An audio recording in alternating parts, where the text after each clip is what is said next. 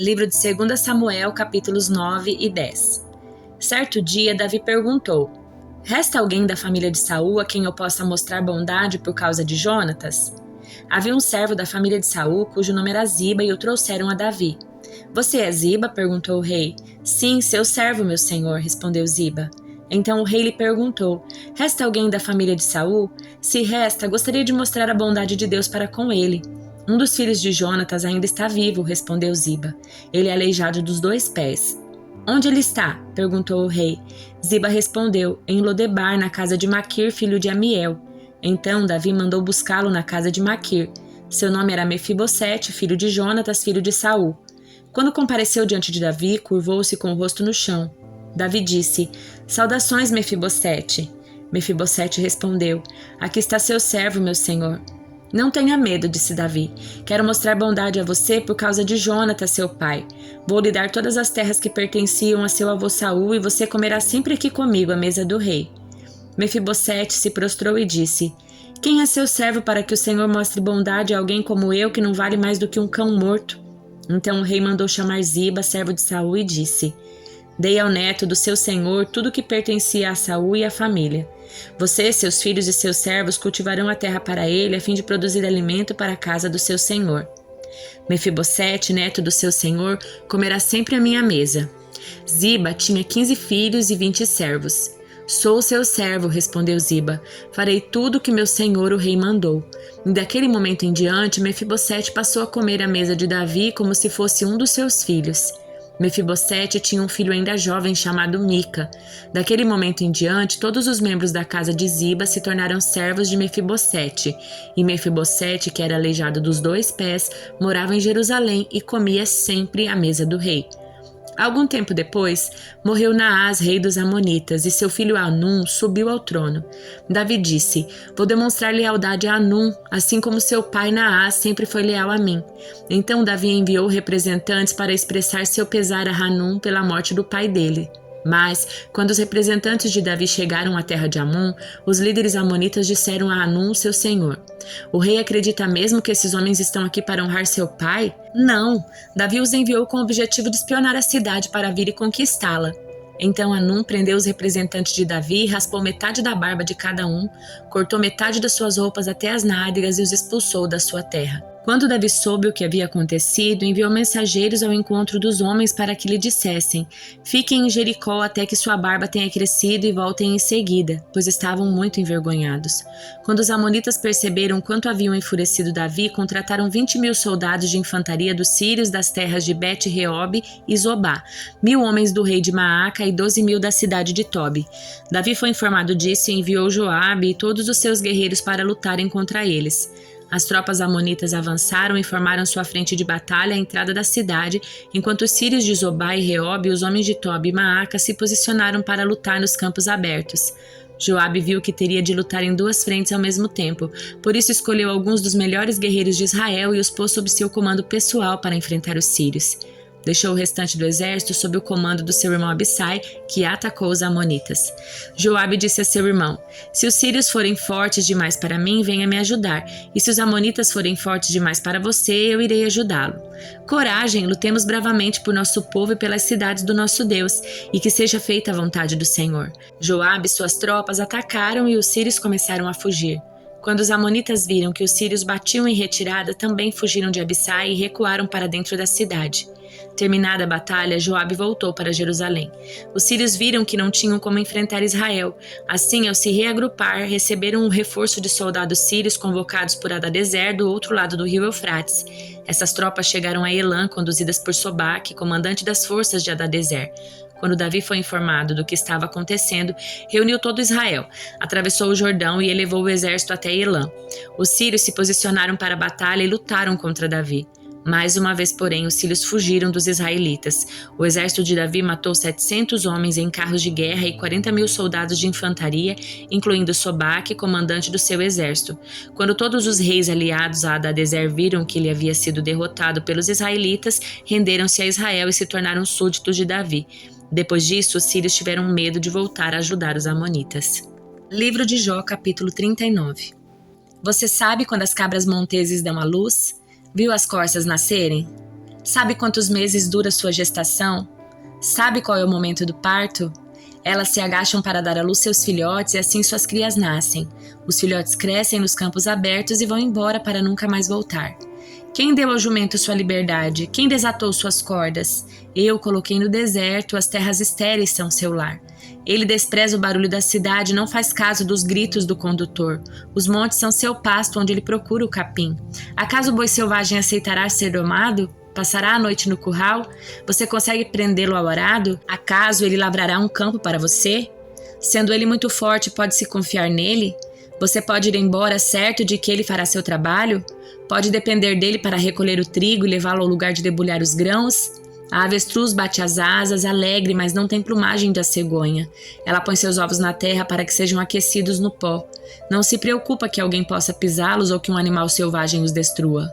Trata seus filhotes com dureza, como se não fossem seus. Não se importa se eles morrem. Pois Deus não lhe deu sabedoria, nem lhe concedeu entendimento.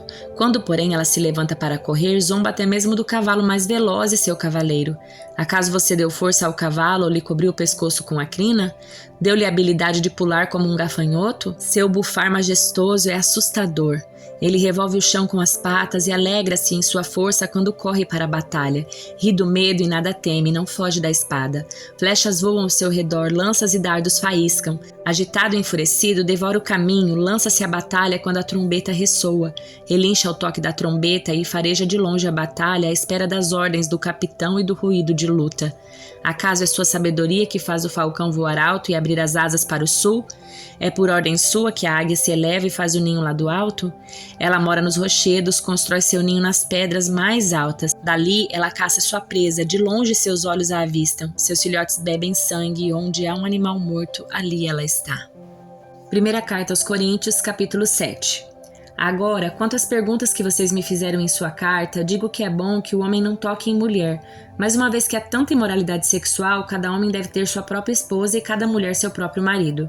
O marido deve satisfazer as necessidades conjugais da sua esposa e a esposa deve fazer o mesmo por seu marido.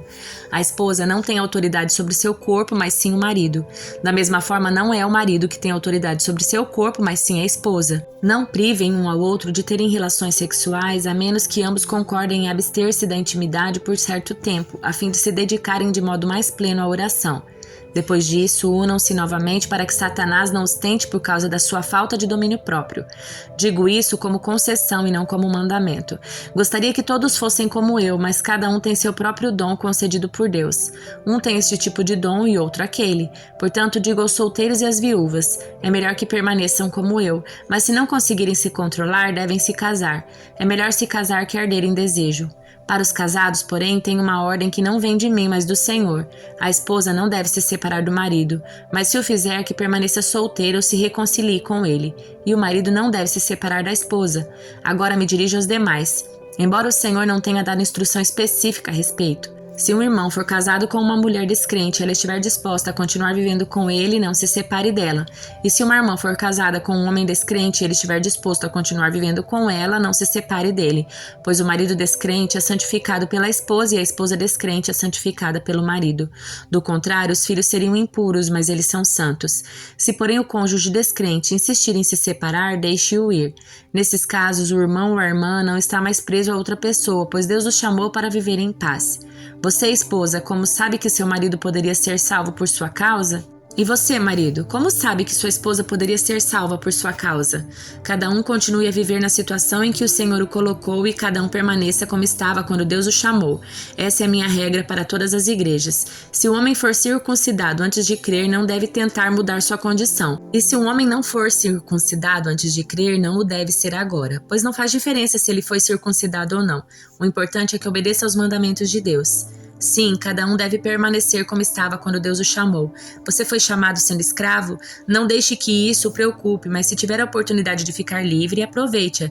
E se você era escravo quando o Senhor o chamou, agora é livre no Senhor. E se você era livre quando o Senhor o chamou, agora é escravo de Cristo. Vocês foram comprados por alto preço, portanto não se deixem escravizar pelo mundo. Cada um de vocês, irmãos, deve permanecer como estava quando Deus o chamou. Quanto à pergunta sobre as moças que ainda não se casaram, não tenho para elas um mandamento do Senhor. Em sua misericórdia, porém, o Senhor me deu sabedoria confiável e eu a compartilharei com vocês. Tendo em vista as dificuldades do nosso tempo, creio que é melhor que permaneçam como estão. Se você já tem uma esposa, não procure se separar. Se não tem esposa, não procure se casar. Se contudo vier a se casar, não é pecado. E se uma moça se casar, também não é pecado. No entanto, aqueles que se casarem em tempos como os atuais terão de enfrentar dificuldades e minha intenção é poupá-los disso. Irmãos, isto é o que eu quero dizer. O tempo que resta é muito curto, portanto, de agora em diante, aqueles que têm esposa devem agir como se não fossem casados. Aqueles que choram, que se alegrem ou que compram coisas não devem se entregar totalmente à tristeza, à alegria ou aos bens. Aqueles que usam as coisas deste mundo não devem se apegar a elas, pois este mundo, como o conhecemos, logo passará. Quero que estejam livres das preocupações dessa vida. O homem que não é casado tem mais tempo para se dedicar à obra do Senhor e pensar em como agradá-lo. Mas o homem casado precisa pensar em suas responsabilidades nesse mundo e em como agradar sua esposa. Seus interesses estão divididos. Da mesma forma, a mulher que não é casada ou que nunca se casou pode se dedicar ao Senhor e ser santa de corpo e espírito. Mas a mulher casada precisa pensar em suas responsabilidades aqui na terra e em como agradar seu marido. Digo isso para seu bem e não para lhe impor restrições. Quero que façam aquilo que os ajudará a servir melhor ao Senhor com o mínimo possível de distrações. Se contudo um homem acredita que está tratando sua noiva de forma inapropriada e que seus impulsos vão além das suas forças, que se case com ela como é o desejo dele. Não é pecado, mas se estiver assumindo um compromisso firme, não houve urgência e ele for capaz de controlar sua paixão, faz bem em não se casar. Portanto, quem se casa com sua noiva faz bem, e quem não se casa faz melhor ainda. A esposa está ligada ao marido enquanto ele viver. Se o marido morrer, ela está livre para se casar com quem quiser, desde que seja um irmão no Senhor. Em minha opinião, porém, seria melhor que ela não se casasse novamente, e creio que ao dizer isso, lhe dou um conselho do Espírito de Deus.